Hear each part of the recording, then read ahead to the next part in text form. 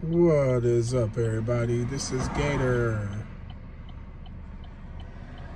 I got a reveal. So I had went to Giant Eagle today, and I had played probably like $10 worth of tickets.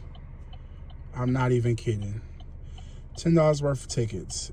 So I end up buying a cash explosion, and a holiday ticket, and a $1 ticket, and I think it was another $2 ticket.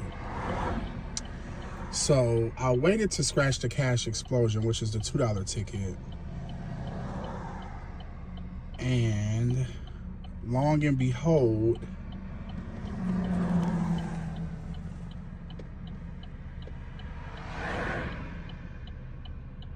I got 10 words. And as you can see, 10 words is $20,000 on ticket 21. I got the top prize. When I tell you I'm in so much disbelief, I just can't even believe it. Can't even believe it.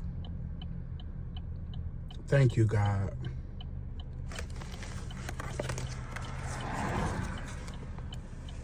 $10 words, $20,000 off of a $2 scratch off, Ohio Lottery.